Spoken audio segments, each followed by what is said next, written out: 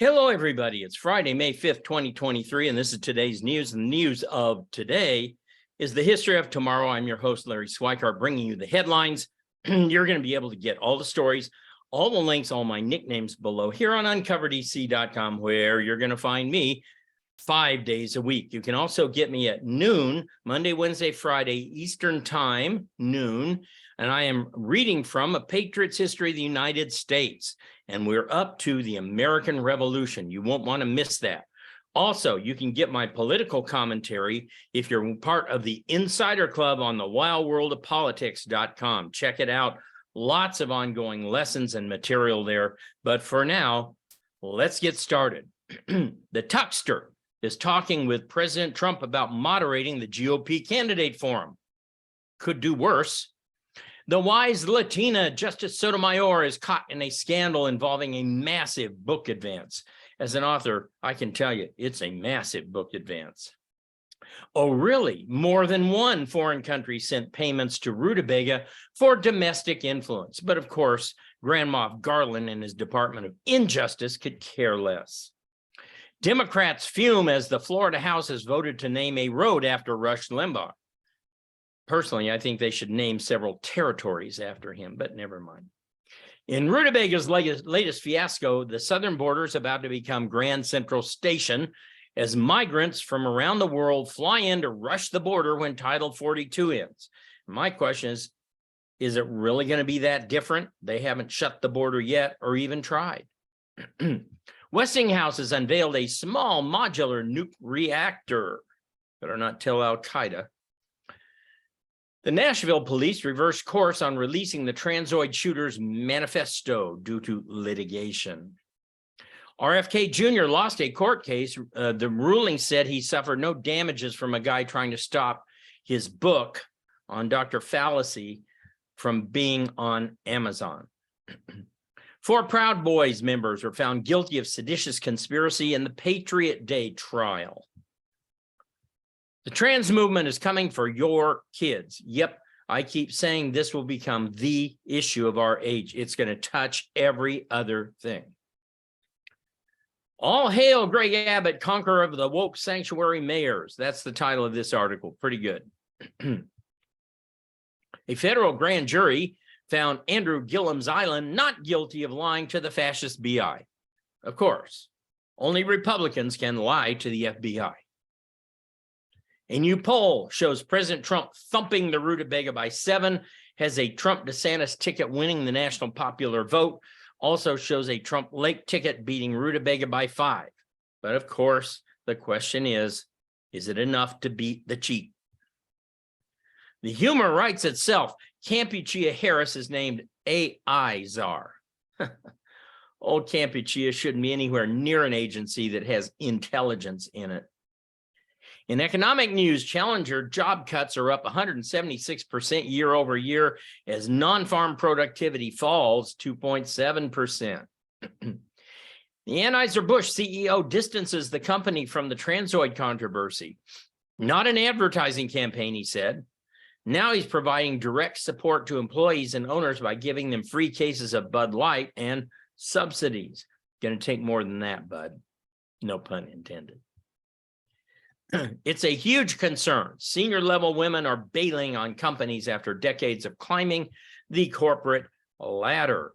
At Fenway Park, fans are walking right past the Bud Light for other vendors.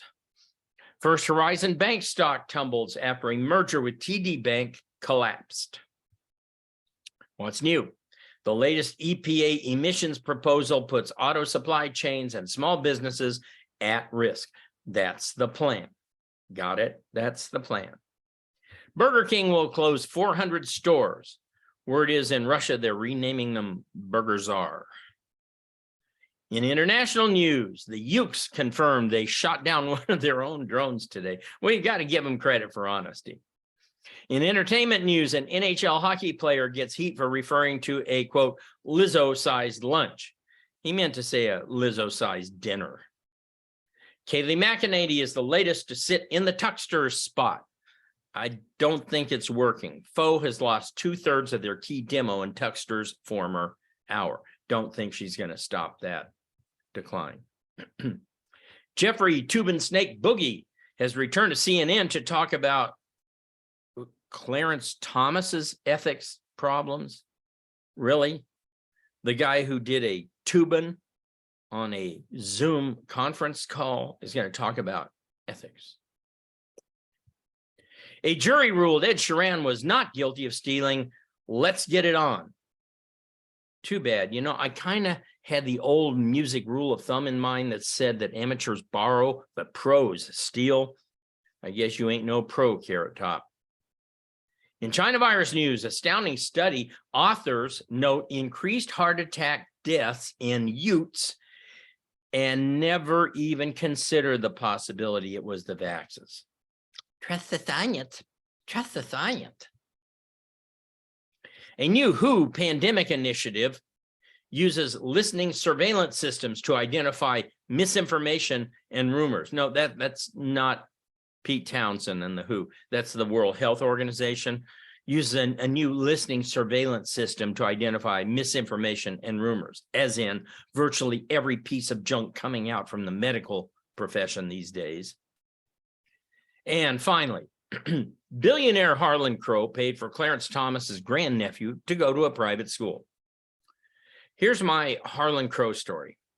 Sometime around 2008 or so, my book, 48 Liberal Lies About American History, came out, and I was a regular on Fox and Friends talking about the trouble with textbooks every Wednesday morning. One day I got a call from Harlan Crow, who said he wanted to give a copy of my book to every legislator. Small me thought, wow, 535 books. Crow said, no, every legislator in America. I thought he was a nut. I said, do you know how much that will cost? And he said, how much you think $100,000 get us? He purchased 7,680 hardcover copies of 48 Liberal Lies. And over a 3-day period, I signed and shipped every one of them to every legislator in America. And that's today's news. The news of today is the history of tomorrow. I'm Larry Schweikart. Catch me here on uncoveredec.com 5 days a week. Catch me on the Wild World of History YouTube channel, Monday, Wednesday, Friday at noon, where I'm reading through Patriots history. Listen, we want to turn Patriots history into a video series, and we're trying to do it with crowdfunding. I know it's hard, but we can do it. Gosnell raised $3.2 million. The Chosen raised $12 million. All we want is $400,000 to do the pilot, and then the guys who made The Chosen just might match us. So tell you what, go to the website, look at the trailer, which is on the website. You're going to love it. Have a hanky ready. I'm telling you, this is U.S. history in 4 minutes, and it will make you cry. And if you love the trailer, as I know you will, buy Larry a coffee. Buy me 5 copies. Buy me 500 copies. If you want to get involved in changing the culture, here's how you do it. Don't sit and complain about it. You do it one movie, one film, one TV series at a time. And I'll see you guys back here on Monday.